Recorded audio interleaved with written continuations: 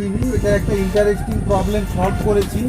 তো সেইটা আমি কি করেছি সেটা খালি দেখাবো। একটা ছোট্ট সমস্যা থেকে একটা বিরাট বড় সমস্যার সৃষ্টি হয়ে গেছে। তো যাই হোক, এটা অফ করে দিচ্ছি। অফ করার পর এটাকে উল্টে নিচ্ছি। নেওয়ার পর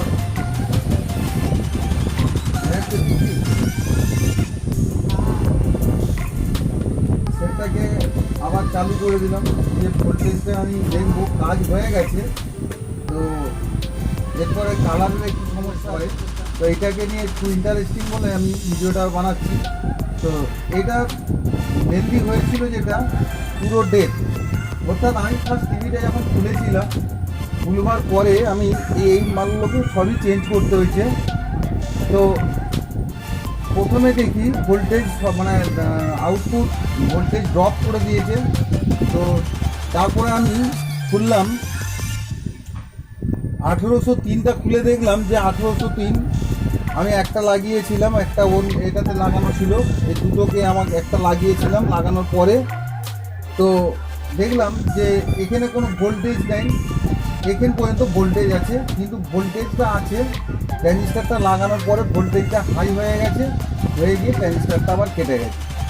তো এরপরে টেনশনে পড়ে গেলাম যে এটাকে উদ্ধার করবো কী করে, কেন এটা তো ভোল্টেজ তো হাই হয়ে গেছে।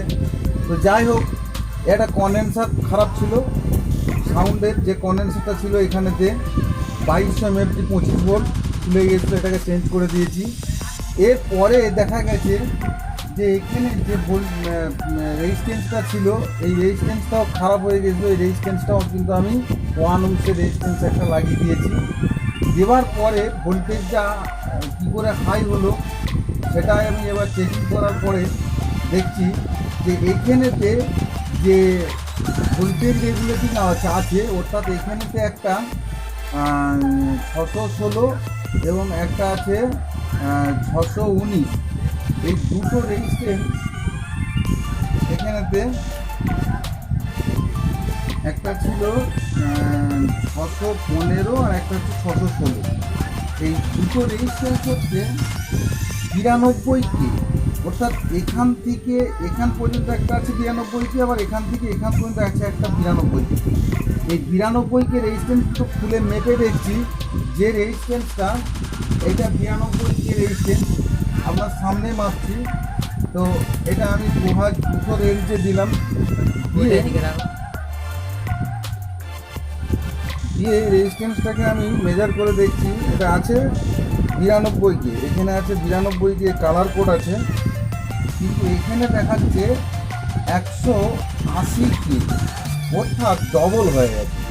রেজিস্ট্যান্সটা বেড়ে গিয়ে 92Kটা ডবল হয়ে গেছে 182K। রেজিস্ট্যান্সটা চেঞ্জ করে দেওয়ার পর এখানটা গোটাটা খুলে আমি রেজিস্ট্যান্সটা চেঞ্জ করলাম, করার পর এবার যেটা সমস্যা হলো, তো এবার আমি আবার একটা নতুন ট্রানজিস্টার লাগালাম, লাগিয়ে ট্রানজিস্টারটাকে আবার সেটটাকে চালু করলাম। করার সঙ্গে সঙ্গে আউটপুটটা আবার শর্ট হয়ে গেল। আবার একটা টেনশন, তো আউটপুট শর্ট হয়ে যাওয়ার পরেতে এবার দেখলাম কি এসটি খারাপ নাকি পিএফ খারাপ।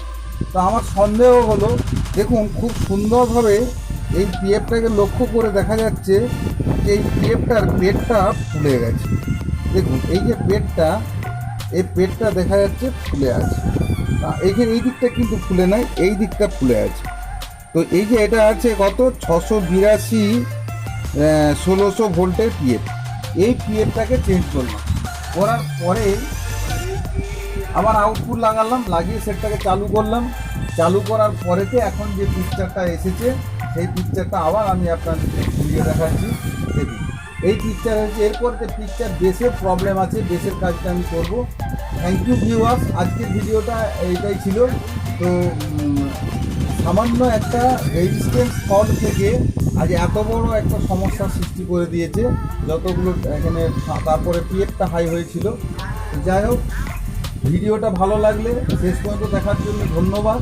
ভিডিওটা ভালো লাগলে লাইক করবেন, শেয়ার করে দেবেন। সকলে ভালো থাকুন, সুস্থ থাকুন, নমস্কার।